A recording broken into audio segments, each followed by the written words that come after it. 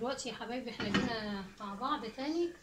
طبعا احنا كده حطينا الكرشه اهي في ميه تغلي على النار، وقطعنا فيها السجن اللي هو الكرفس اللي هو الفرنساوي، ومعاها جزر ومعاها بصلايه متقطعه جوانح كده، وحطينا عليهم ليمونتين معصورين.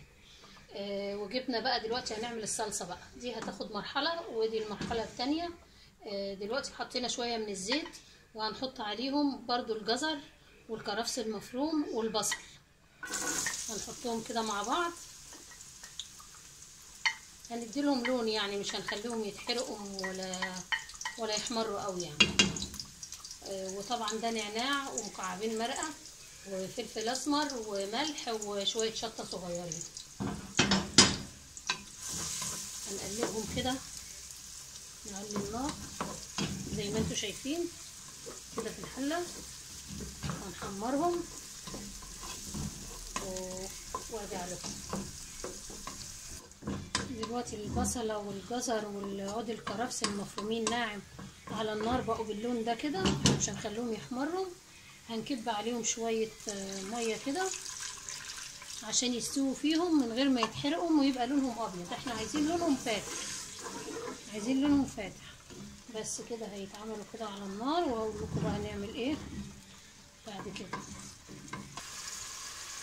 دلوقتي الكرشه كده خلاص انسلقت يا جماعه، انا هصفيها كده زي ما انتم شايفين، على ما البصله تعمل في شويه الميه اللي احنا حطيناهم. حطينا شويه ميه صغيرين، هنصفيها كده زي ما انتم شايفين كده اتسلقت يعني، هي كده خلاص دخلت في السوا، باقي لها حاجه بسيطه خالص.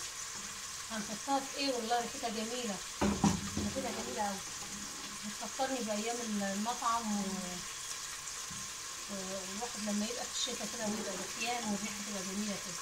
مفيهاش ريحه كرشه من بتاعتنا خالص على فكره، لان انا شارياها صفحه وكمان اتنضفت يومين، اتنضفت واتغسلت كويس قوي بتبقى خلاص. هم دول كميه الكرشه يا جماعه اللي احنا هنعملهم النهارده. والجزر والكرفس اللي فيه ده بيتاكل مع الصلصه بتاعتها، بيبقى خطير وبيبقى جميل جدا. هنقلب بس معانا كده، شفتم؟ شايفين معانا يا بنات زي ما انتم شايفين كده. انا اقول لكم انا حطيت فص ثوم وحته شطه، وهنقلبهم كده. وبعدين هنحط عليهم الطماطم بقى المتسبكه، فاكرينها في حلقه انا كنت عملتها لكم على الطماطم المتسبكه دي، هجيب لكم في نوع منها انا كنت عاملاه ساده خالص يعني عليه ملح بس.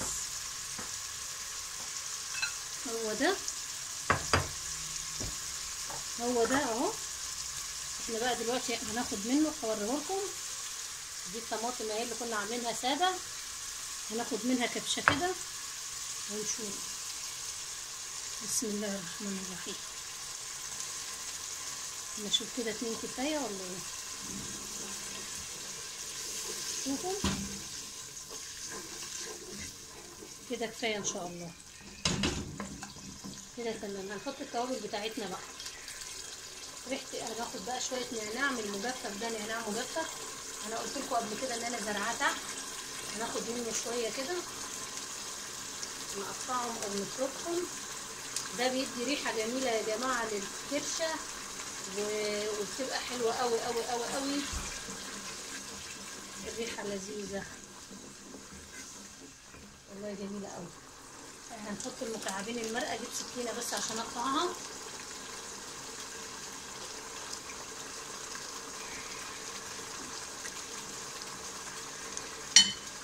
نحط المكعبين المرقه،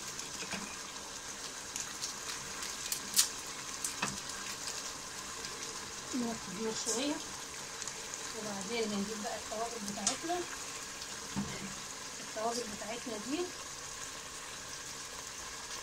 دلوقتي احنا هنحط بقى هنا الملح والفلفل وشويه شطه ناعمين، وحطينا مكعبين المرقه والنعناع، وكده يبقى خلاص. احنا بقى هنقلبهم كده.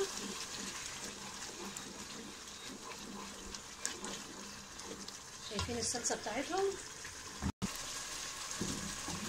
احنا كده هنحط بقى الكرشه بتاعتنا المسلوقه،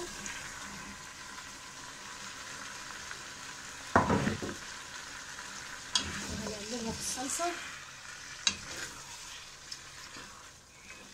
دي يا جماعه اللي ما حضرش الفيديو من اوله، دي كده كرشه على الطريقه الايطاليه زي ما بتتعمل بالظبط. وروما على فكره مشهوره بالاكله دي، زيها زي انواع المكرونات والبيتزا. يعني دي اي سياح بيجوا من روما اول حاجه بيطلبوها من المطاعم هي الكرشه دي. دي زي ما انتم شايفين كده قلبناها خلاص في الصلصه بتاعتها.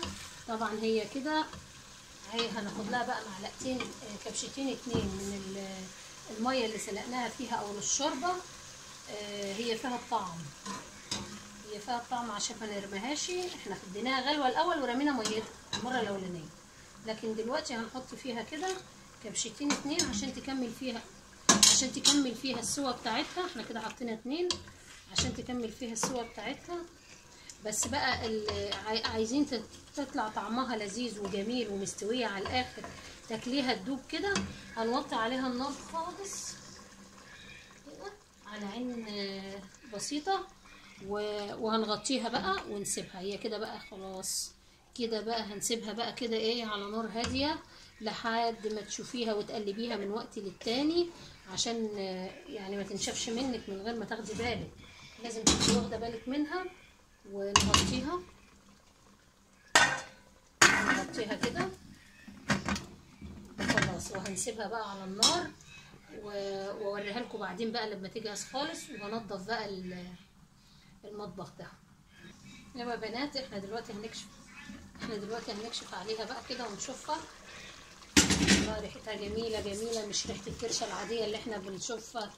وفي ناس كتيره لو عملوها بالطريقه دي وما كانوش بياكلوها عشان ريحتها. دلوقتي ريحتها في منتهى الجمال، وريحه النعناع فيها جميل، وهتبقى ان شاء الله طعمه وهتعجبكم. بس تكتبوا لي كومنتاتكم الحلوه بقى عشان اعرف ان شاء الله. يعني انا قدمت لكم وجبه ايطالي مشهوره بيها ايطاليا يعني. وهي كده خلاص، هي كده استوت بقى وبقت جميله خالص اهي. وخلاص طبعا انا مش هغرفها بقى لان ايه مش هاكلها دلوقتي. واتمنى انها تنال اعجابكم وطعمها يبقى لذيذ ان شاء الله. واستنوني في حلقه جايه ان شاء الله وفيديو جديد. السلام عليكم ورحمه الله وبركاته.